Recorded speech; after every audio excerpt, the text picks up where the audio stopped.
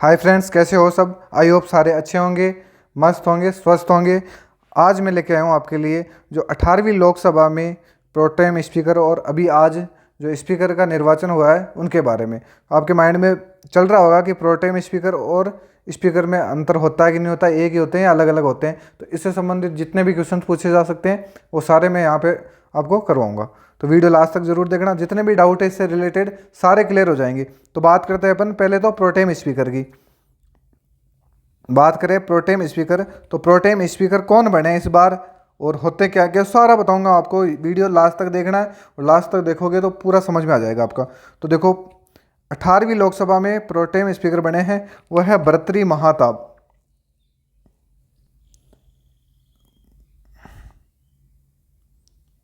भर्तृहरि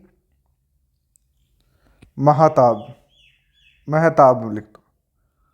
ये है 18वीं लोकसभा में जो प्रोटेम स्पीकर बने हैं।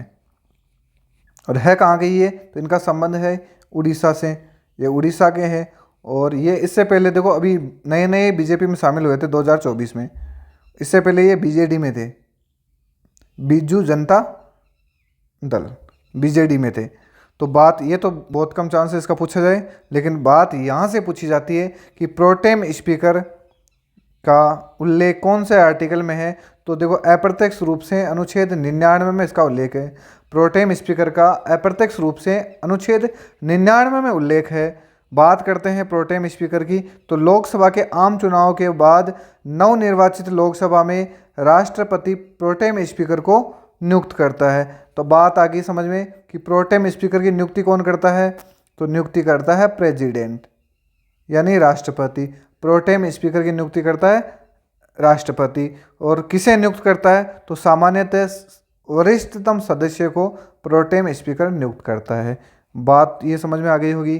फिर बात करते हैं इसके दो कार्य, सबसे ज़्यादा इंपॉर्टेंट है ये, इसको वेरी मोस्ट लगा लेना आप कि प्रोटेम स्पीकर के दो काम क्या होते हैं। तो लोकसभा के सभी सदस्यों को, तो क्वेश्चन पूछा जाता है कि लोकसभा के सदस्यों को शपथ कौन दिलाता है,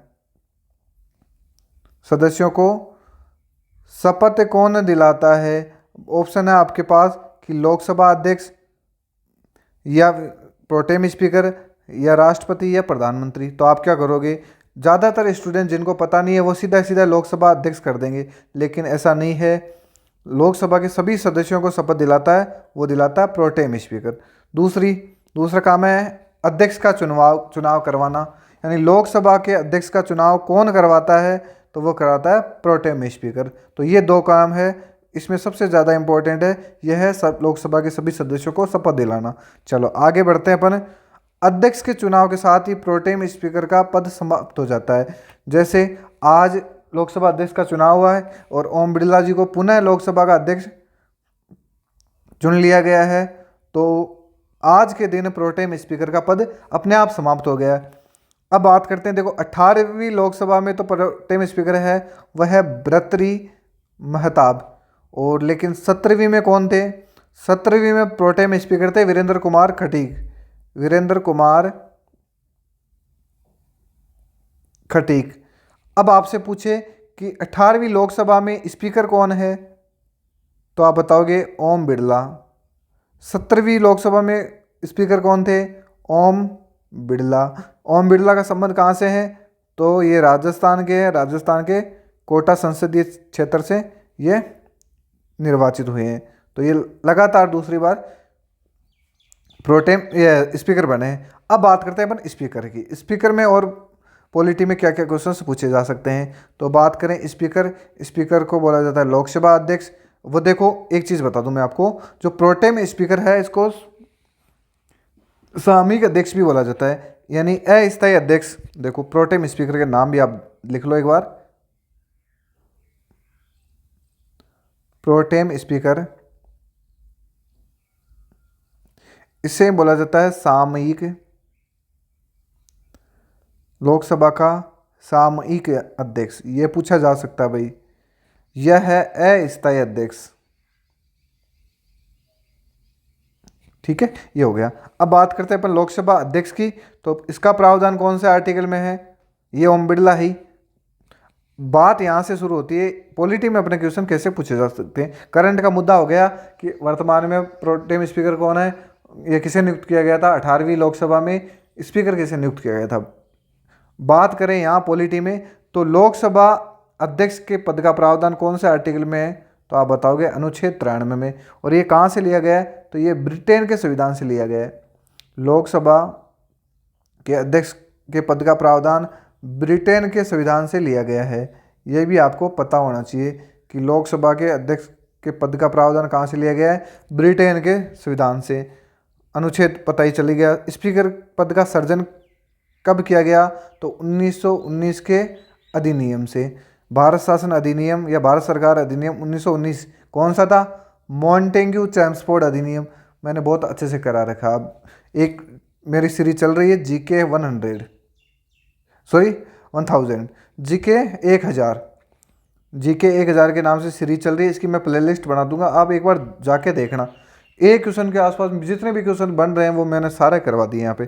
तो बात समझ में आ गई कि स्पीकर पद का सृजन किस अधिनियम के तहत किया गया, तो भारत सरकार अधिनियम 1919 के तहत किया गया। फिर बात करते हैं कि पहले व्यक्ति जो स्पीकर निर्वाचित हुए कौन थे, फ्रेडरिक वाइट थे, और ये 1921 में निर्वाचित हुए। प्रथम भारतीय स्पीकर कौन थे, तो आप बताओगे विट्ठल भाई पटेल।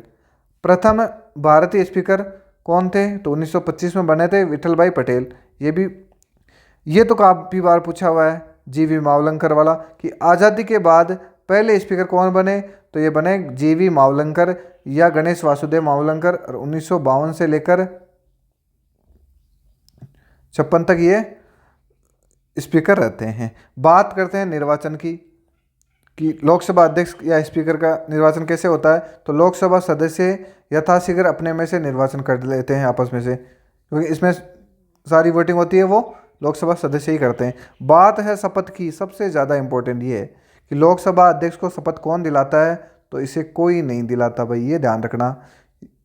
यहाँ सबसे ज़्यादा कन्फ्यूजन हो सकती है, क्योंकि आप टिका दोगे प्रोटेम स्पीकर या राष्ट्रपति, कोई भी ऐसा टिका दोगे, लेकिन ये है यानी लोकसभा का अध्यक्ष के रूप में कोई भी शपथ नहीं लेता है, ये लोकसभा के सदस्य के रूप में शपथ ले लेता है और बस वही रहती है इसकी। तो ये बहुत ही इंपॉर्टेंट पॉइंट है, शपथ कोई नहीं दिलाता। चलो आगे चलते हैं। कार्यकाल भी पूछा जा सकता है। कार्यकाल की बात करें अपन, ये भी इम्पोर्टेंट है।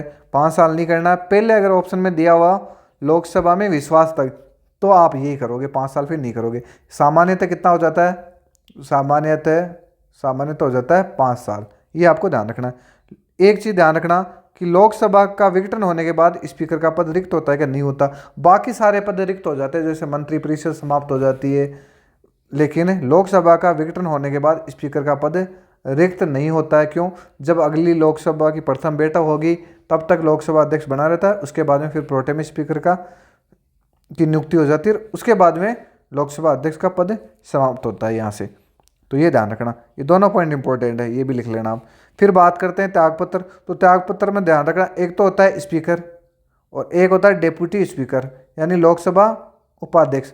देखो स्पीकर तो देता है लोकसभा उपाध्यक्ष को त्यागपत्र, और ये देता है इसको, मतलब दोनों आपस में दे लेते हैं। लोकसभा अध्यक्ष उपाध्यक्ष को और उपाध्यक्ष अध्यक्ष को देता है। तो ये मैंने यहाँ पर लिख भी दिया है कि एक दूसरे को त्यागपत्र सौंपते हैं। बात करें वेतन की, तो वेतन है 4.5 लाख रुपए। वेतन है 4.5 लाख रुपए। और आप मेरे को कमेंट में बताओगे कि लोकसभा अध्यक्ष को वेतन कहाँ से मिलता है, वेतन कहाँ से मिलता है, ये आप मेरे को कमेंट में बताओगे। चलो आगे देखते हैं पद से हटाने की प्रक्रिया। ये भी बहुत शानदार पॉइंट है, इसको भी वीएम कर लेना भाई। पॉलिटी में सारे क्वेश्चन ऐसे पूछे जाते हैं, आपको डिटेल से पता होना चाहिए। तो बात करें लोकसभा के सदस्यों द्वारा अविश्वास प्रस्ताव के आधार पर, यानी अगर लोकसभा अध्यक्ष को पद से हटाना होगा तो अविश्वास प्रस्ताव लेके आना पड़ेगा। फिर अविश्वास प्रस्ताव लाने की सूचना कम से कम 14 दिन पहले देनी होती है। यानी आप लोकसभा अध्यक्ष के खिलाफ अविश्वास प्रस्ताव लेके आ रहे हो तो उनको 14 दिन पहले बताना पड़ेगा कि हम आपको पद से हटाएंगे या आपके खिलाफ अविश्वास प्रस्ताव लेके आ रहे हैं। तो ये चीज़ आपको, ये क्यों से बेसिक सी बात है, ध्यान रखना कि 14 दिन पहले उनको पता होना चाहिए। फिर है जब इसे हटाने का संकल्प विचाराधीन हो तब ये लोकसभा के अधिवेशन की अध्यक्षता नहीं करता। वेरी मोस्ट कर लेना भाई। जब लोकसभा अध्यक्ष को पद से हटाने का संकल्प विचाराधीन हो तो उस स्थिति में लोकसभा अध्यक्ष लोकसभा के अधिवेशन की अध्यक्षता नहीं करता, ये कथन ध्यान रखना। लेकिन उसे कार्यवाही में भाग लेना, ये अभी क्वेश्चन आया था यूपीएससी वाले पेपर में आया था, ये सीधा सीधा क्वेश्चन पूछा गया था। उसे कार्यवाही में भाग लेने, विचार व्यक्त करने के अधिकार प्राप्त है, बिल्कुल है। इस दौरान वह सामान्य मत तो दे सकता है लेकिन निर्णायक मत नहीं दे सकता। आपसे क्वेश्चन पूछ ले, क्या लोकसभा अध्यक्ष निर्णायक मत दे सकता है जब उसके खिलाफ पद से हटाने का संकल्प विचाराधीन है? तो आप बताओगे कि निर्णायक मत तो नहीं दे सकता, वो सामान्य मत दे सकता है। इसलिए ये वाला पॉइंट भी इंपॉर्टेंट है, ये भी ध्यान रखना। अब बात करें विशिष्ट शक्तियां लोकसभा अध्यक्ष की। विशिष्ट शक्तियां क्या क्या है लोकसभा अध्यक्ष के पास? तो लोकसभा की बैठकों की अध्यक्षता करता है। सारे क्वेश्चन पूछे हैं, ये वीएम कर लेना इसको भी। लोकसभा के नियमों को लागू करवाता है। लोकसभा के सदस्यों को त्यागपत्र स्वीकार करता है, ये भी इसको भी मोस्ट कर लेना। लोकसभा के सदस्यों का त्यागपत्र कौन स्वीकार करता है? तो वह लोकसभा अध्यक्ष। आगे चलते हैं। लोकसभा के सदस्यों को निलंबित या बर्खास्त कर सकता है। लोकसभा में अगर मत बराबर हो तो निर्णायक मत दे सकता है। कब दे सकता है, यानी कब नहीं दे सकता? तब उसको पद से हटाने का संकल्प विचाराधीन हो तो उस स्थिति में नहीं देगा। संयुक्त अधिवेशन की अध्यक्षता करता है, इसको भी वेरी मोस्ट कर लेना कि क्वेश्चन पूछा जाता है कि संयुक्त अधिवेशन की अध्यक्षता कौन करता है? तो आप बताओगे स्पीकर। स्पीकर करता है। अब सबसे ज़्यादा इंपॉर्टेंट ये है भाई, कोई विधेयक धन विधेयक है या नहीं, इसका निर्धारण कौन करता है? लोकसभा अध्यक्ष करता है, और इसका अंतिम निर्णय ही लोकसभा अध्यक्ष करता है। तो मैं आपको बता दूं कि एक तो है आर्टिकल 109 और एक है आर्टिकल 110। 109 में तो क्या बताया है कि धन विधेयक की प्रक्रिया, धन विधेयक की प्रक्रिया, और इसमें है धन विधेयक की परिभाषा। तो आप कैसे ध्यान रखोगे? द फॉर धन विधेयक और द फॉर 10। तो आप 110 से यह ध्यान रखना, द फॉर धन विधेयक 10 में आता है, इसमें है परिभाषा। एक आता है वित्त विधेयक। देखो धन विधेयक और वित्त विधेयक दोनों अलग अलग होते हैं, ये मैं अभी आगे पॉलिटी कराऊंगा तो सही से बताऊंगा। 117 में है वह है वित्त विधेयक। ये दोनों क्वेश्चन ध्यान रखना कि वित्त विधेयक का प्रावधान कौन से में है? 117 में, और धन विधेयक है 110 में। तो ये बात समझ में आ गई। दोनों सदनों की संयुक्त बैठक की अध्यक्षता करता है, ये भी वीएम कर लेना भाई। दल बदल के दोषी का निर्णय करता है, कौन करता है? लोकसभा अध्यक्ष। ये भी ध्यान रखना, अभी चुनाव हुए हैं तो काफ़ी इधर उधर होते हैं, तो ये भी ध्यान रखना। सदन में राजनीतिक दलों को मान्यता प्रदान करता है, ये कौन करता है भाई? ये भी लोकसभा अध्यक्ष करता है। तो आगे चलते हैं, ये हो गया अपना पॉइंट पूरा। अब मैं आपको बता दूं, देखो लोकसभा आपको पता ही है कि लोकसभा का प्रावधान कौन से आर्टिकल में, तो आपने एक ट्रिक पढ़ी होगी, सभी बताते हैं सरला वाला। सरला यानी स का मतलब तो होता है संसद, फिर इसका मतलब होता है राज्यसभा,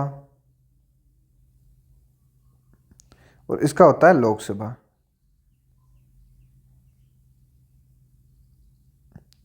सरला के हिसाब से आप याद रख लोगे।